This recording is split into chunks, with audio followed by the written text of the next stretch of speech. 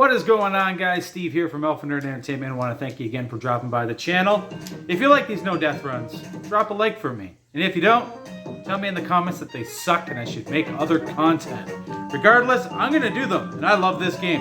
Flintstones for the Sega Genesis by Taito is a fantastic little game that I've been wanting to revisit for some time now. About 3 years ago, I did a playthrough live. And I used to own this game. I made a mistake in about 2018. I didn't really care for it all that much at that time. And I sold it because it was of high value. Even in 2018, I can only imagine what it's going for now.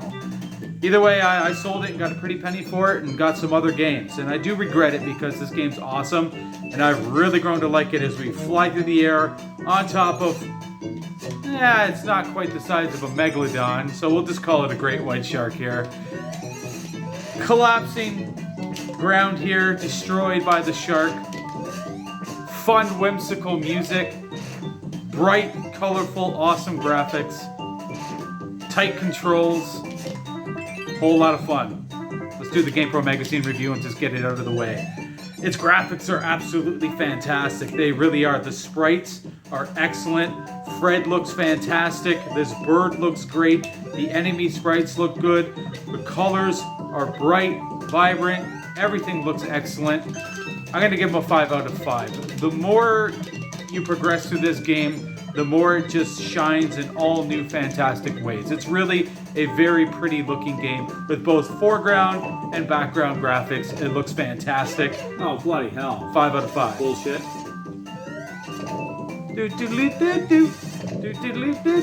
Controls. They're good. They're not perfect. They are sometimes a little delayed. The hitboxes with some of the enemies can be a little suspect, but overall, they are very good controls. 4.5 out of 5. Bump, bump, bump, bump, bump, bump, bump, bump, bump, bump, bump, bump, bump. Sound. Now, the sound isn't groundbreaking, awesome music here. It's nothing you would put on your stereo in your car. But it's good and very fitting for this game. I often find myself humming along without even meaning to, because it's just that perfect for the game, and the music's really, really good. I'm going to give it a 4.5 out of 5, because again, it's nothing outstanding as far as like boss music or something, like I said, nothing really, really iconic, but man, it's good. It's good, and you will hum along every time you play this game. 4.5 out of 5 for the sound. So, the fun factor. Much like the graphics, I'm giving a perfect score. Fun factor of this game is a 5 out of 5. It's a very fun game. Now, you can play it on easy, and it's basically a warm-up and a practice run that allows you to play the first 4 stages. On normal and hard, you get to play all 6. And, well, that's the true way to play it on normal or harder, because, you know, basically easy mode's just a warm-up. And that's fine and everything, but you're not getting the full content. So you really want to play this game on normal difficulty or higher to truly get the Flintstone experience here for Sega Genesis by Taito.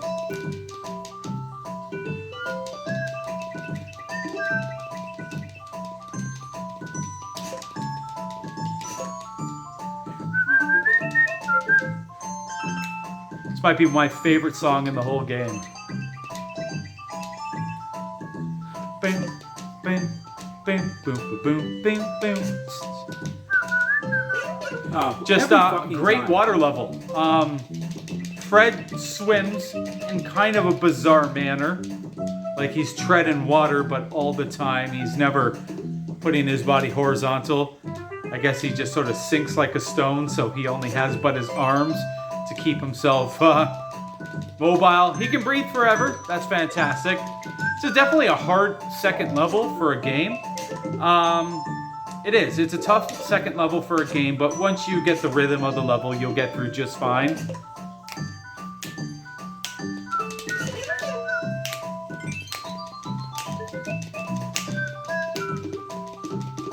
I gotta say, it is really fun to revisit some of these games that I wanted to find more time for. I do love just playing and beating games, whether it's new or old. There's just something thrilling about finding an old retro game that you've never played and beating it for the first time. Well, that was my experience about 4 years ago, and then did it live about 3 years ago. Bullshit. That is bullshit. Again, that's why I gave the controls 4.5 out of 5, because sometimes that hit detection is a little suspect. But man, no, great to revisit this game. And I remember when I did it live, I was like, I want to come back to this, and I think I do want to do the NDR at some point. Now, again, I played through the game only about a couple of times then, and well, I got my ass kicked pretty hard. It's not an easy game. It's not as hard as I thought it was in 2020. Maybe I'm just improving as a gamer, or maybe I was rushing live and I didn't discover all the ins and outs of mastering the game enough to do it without dying. I'm no speedrun master of it. The world record of this game is roughly around 18 minutes. I did it in 26. I'm good with that. Deathless 26, that's good time. I'm cool with it.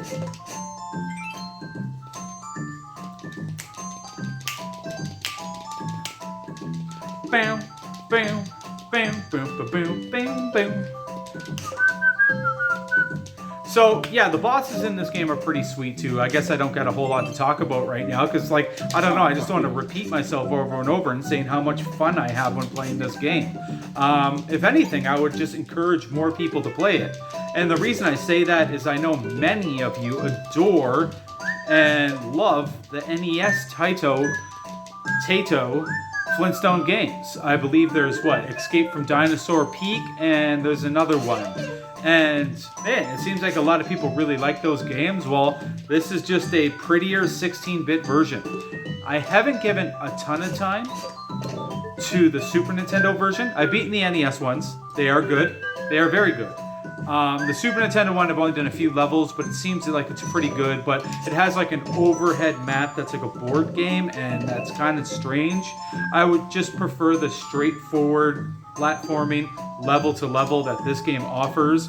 So I gotta say, for me, that this is probably better than the SNES version. I can't make that full judgment without truly playing it. This boss, he can be annoying. You can hit him with your hammer, and you can charge your hammer and really get it powered up and smash him, but you're better off just sticking near the back, hammering those shells, and just hitting him in the body or in the dome, and avoiding the little whirlwind tornadoes. So each boss drops like an important item,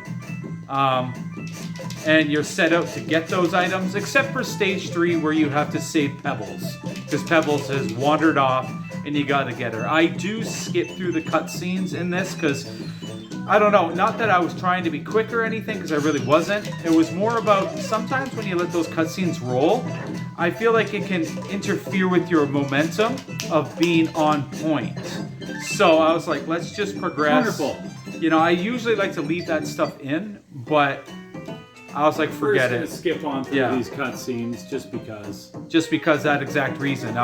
Momentum ruining. You know, you can get a little too comfortable in that short period of time and maybe lose your focus. And then you enter this level and make one stupid mistake you might not make because that focus has been interrupted. Another good song.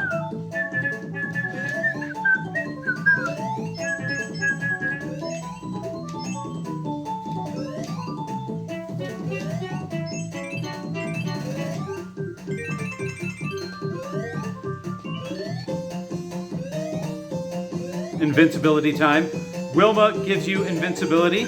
I feel like that's giving her a little bit of credit, you know? That the good old, what do they call it? Your better half? Fred's better half gives him that invincibility, that strength. Kind of a cool little nod to Wilma, I have to say. One thing I think is cool about, the Super Nintendo game is, I think you can play as Barney. I think you can also play as Barney in one of the NES games, if I remember correct. It's been a while since I beat those, like a decade. But yeah, this one's fantastic, and this is a nice change in variety of the level design, as is the next level, which is an auto-scroller. But well, I guess this is an auto-scroller as well, but more of a very different, because you're in a car. And don't let those cactuses, if you hit those cactuses, they'll bump you off screen like so, and insta-death. Insta-death, no fun, gonna have a bad time.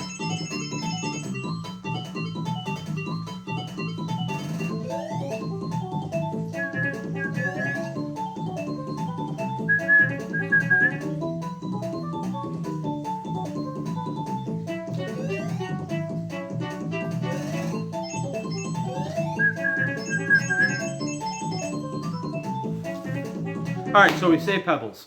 All right, nicely done. Skippity, skippity, skippity, skip. All right, Dino Express. I like how each level has that like Bedrock style sign with the level's name at the very start.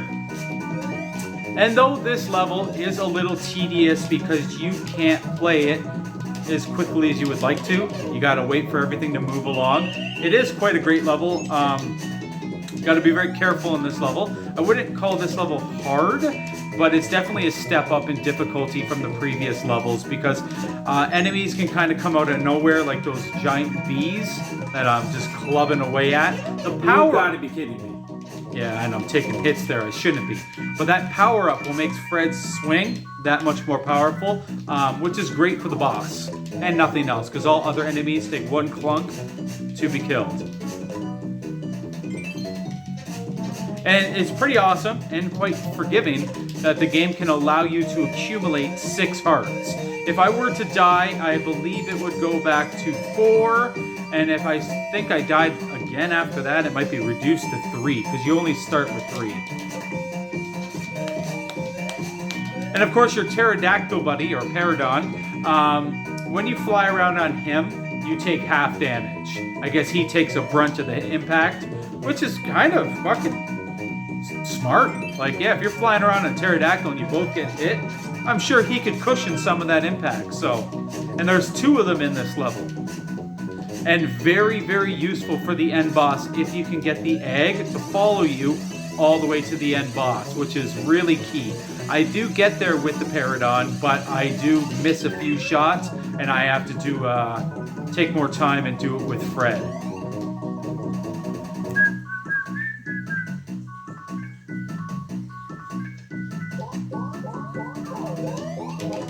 Now, if you're just sitting back and listening to this, you'll understand why I was so generous with the sound in this game. It's good.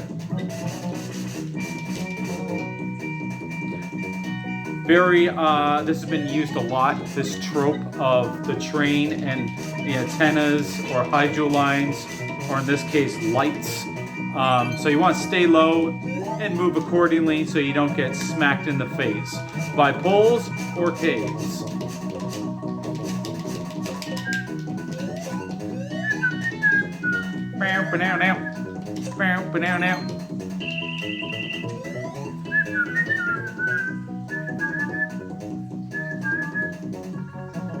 Really, I don't know. I'm like tempted to just change my opinion on the sound. Like, honest to God, every time I play this game, you just want to hum along. Like, I'm doing it while I'm playing. I'm doing it while post commentary. It's good. Tato definitely put in some real effort for this game. Now, there's a Flintstones movie game that I've never played. It's probably horrible. You know, the one with John Goodman that came out with Rick Moranis, Rosie O'Donnell. That one. I can't say that I know that film all that well. I believe I saw it, mid to early 90s. It didn't make any lasting impression on me, but maybe I was too young to appreciate it. I don't know. So maybe it's something I'll watch. But as far as that game goes, which is probably bad, I'm willing to try it. So yeah, we want this egg to follow me now. Don't hit it. Do not hit it with your club, which is a whole lot easier said than done. A whole lot easier said than done, believe that. And I do open them up a tad too early, and I miss the full impact of what he can offer, which is making the end boss extremely easy. I still get some use out of them, but not enough. Bow. Bow, bow, bow, bow. I don't know what those in the top 47 are. Imagine if you get 99 of them, you get a free man. Did not mean to do that. Yeah, so that's the waste I'm talking about there. I only got 7 seconds left. That so sucks. look at this. I really have next to nothing, but I still land some shots. There's 1, 2. Hey, I got 3. I got some shots off. Yeah, I got 3 shots off with that bird, and if you can time that correctly, that wasn't too bad. which is, you know, once you get the egg there, you can just smoke this guy with the bird real quick. So now I got to be a little more patient. Hit these rocks up. You can also hit them with your hammer. I just prefer to jump on them. That wasn't too bad, all things considered. Yeah, you know, I'm still having to fight here, which is prolonging the fight.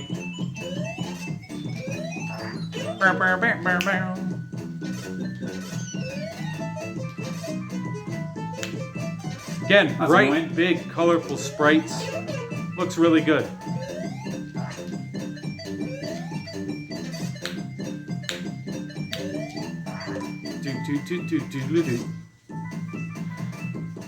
You know, sometimes I grab drinks while doing these. I'm gonna grab a drink.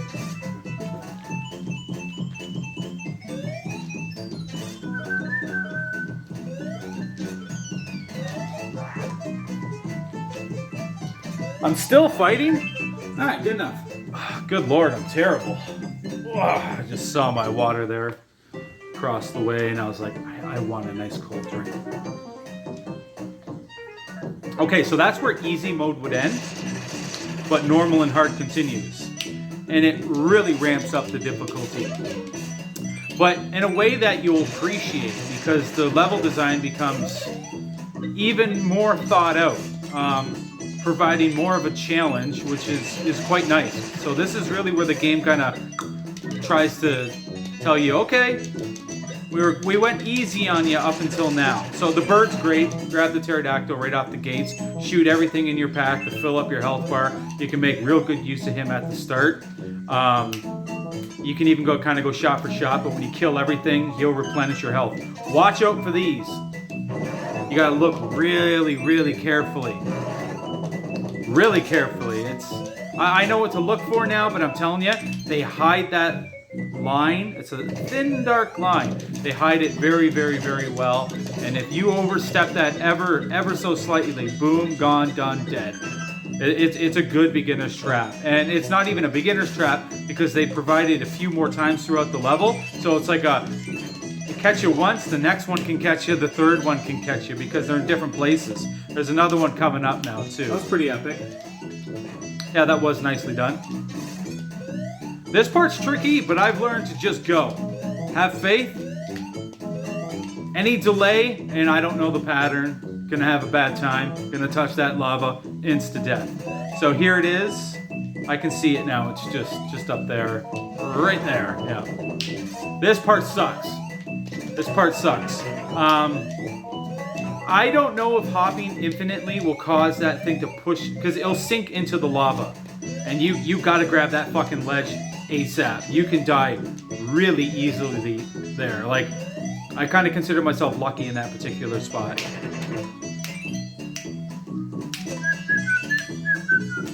And again, everything I'm doing here is actually pretty challenging so far. It's just, this is know-how and fallen victim to the traps enough times to be able to get through smoothly and confidently, because otherwise some of those earlier things will get you really quickly. From this point on, it's actually quite easy. But look at that background, shimmering. It reminds me of the background of Internal Champions, Slash's level. Just similar sky, color tones. So I think we're at the boss now. It's a good boss. He's time consuming, and he's hard if you don't know what to do. But I found a pattern that works brilliant for me, and I'm able to really enjoy this boss because, well, this pattern is tried and true for me.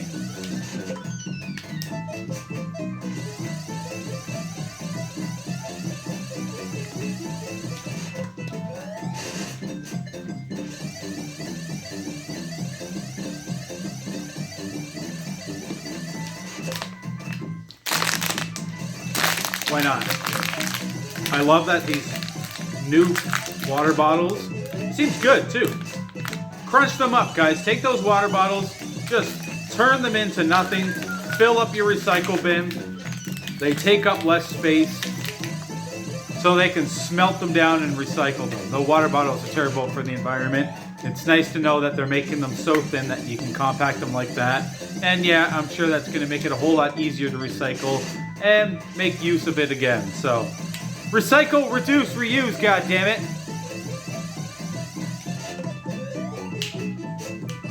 Ooh, look at my score, 25,000.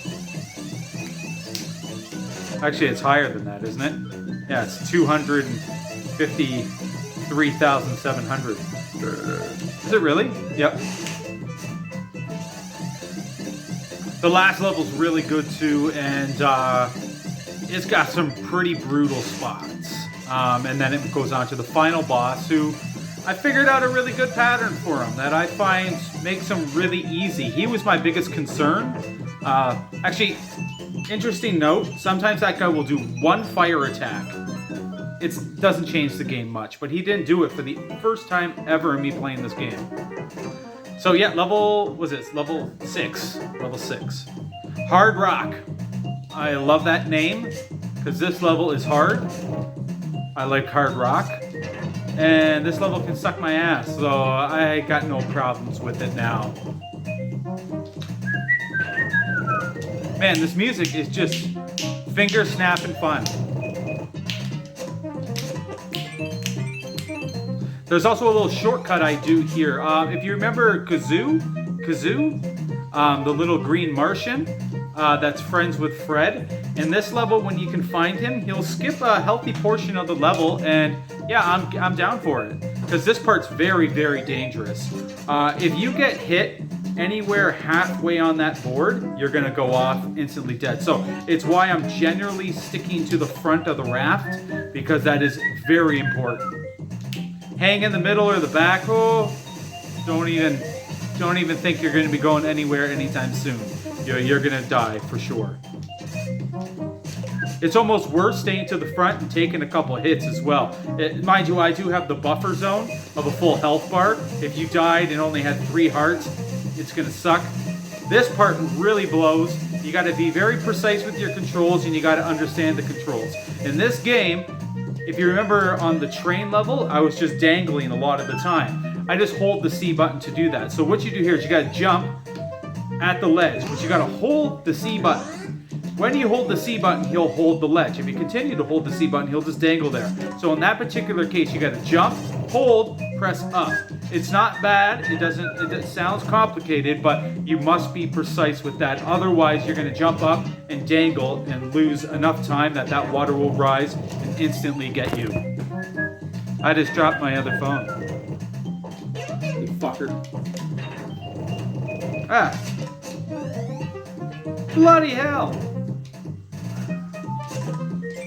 No health. We've never done this before. Look how bright that is. Oh well. Anyways, let's go back to me watching it. Okay, so here's the Kazoo part. Is that his name? Kazoo? I don't remember. Here you can just fall off, really. There's nothing to gain from it. You can't even get any health in there. So we're in the end game now. We got this cool part here, which also provides some sweet music. It's a tricky spot. For a new player, it's gonna fuck you over, but I'm telling you, after a couple of turns, you'll get it down quite nicely. Hang near the front. Don't be on that last piece. Here, just stay chill. That's important. After this, you're gonna jump every caution sign. And the game itself, when jumping, pulls you rather nicely. Like, it doesn't allow you to over jump or under jump. As long as you jump at the right time, it's gonna carry you pretty nicely to the next set of wheels. So you gotta smack these rocks and knock these guys out. There's a bunch of them. And this will go on for a good minute at least. So you kind of have to hold it down and do well. There's the stupid birds that will come by, and it can get a little overwhelming if these things start hitting you and the rock guys start hitting you. There's a lot of health that flows by the top. so you can kind of get in the habit of jumping and grabbing some. There's also an invincibility Wilma that I missed somewhere along the way. There's the invincibility Wilma. That's helpful. You're going to want to get that.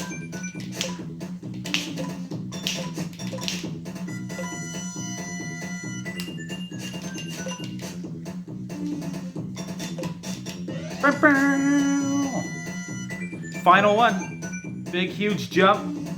Better to do a little later than early. If you jump too early, you might come up short, but generally that's a pretty easy jump. Final boss height. I don't know who this person is. He is a green-hatted, green-cloaked wizard who is a pain, and those statues will shoot fire. I actually get hit once. I don't normally get hit, but I do take a shot. I think I do, anyways. I've discovered hanging down here. Yeah, right. Yeah, I never get hit by those things. Can't hit him when he's right there, though, oddly enough. So yeah, hang in the bottom here, and you're going to be good to go for the most part. Let him do his cycle, and get his shots when he's on one of those 3 rocks. Yeah, right. Yeah, I'm getting unlucky here. And charge that fucker up, man, so you get more power. More power means you're doing more damage than just a regular swing. Probably 2, 3, 4 times stronger. Hang to the edge of the fucking piece here where that lightning's going. Stand in the middle, it's gonna fucking get you every single time. But yeah, guys, thanks for watching My No Death Run of the Flintstones by Tato for the Sega Genesis. This game's absolutely fantastic. Good old Gaming Steve is gonna put in his 2 cents very shortly. And yeah, thanks for watching, guys. This game rocks. And you should definitely play it.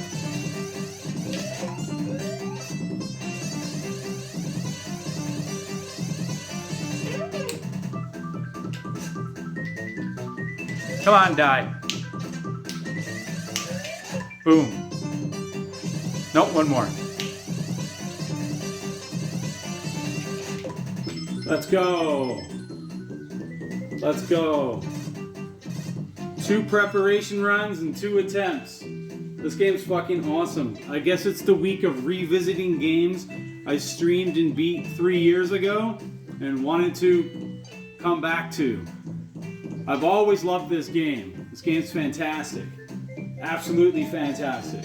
And honestly, this is like a really cool NDR to have on my playlist. Like, this is a super quality game. Like, I can't wait to talk about this game as a whole as I do the post commentary. Its graphics, its sound, its controls, its fun factor. This game shines brightly across the boards. This is a really good game. And if you haven't played it, you owe it to yourself to play it.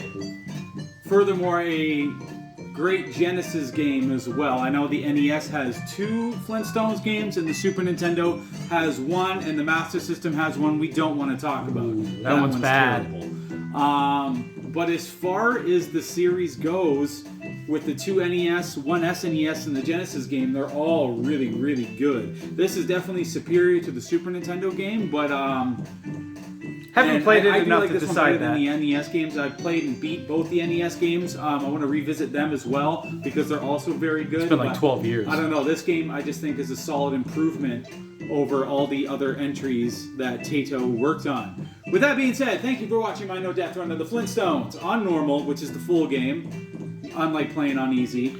So, Peace hey, out, guys. Thanks for watching. This game kicks ass and you should play it. Talk to you later. Thanks for watching. Peace.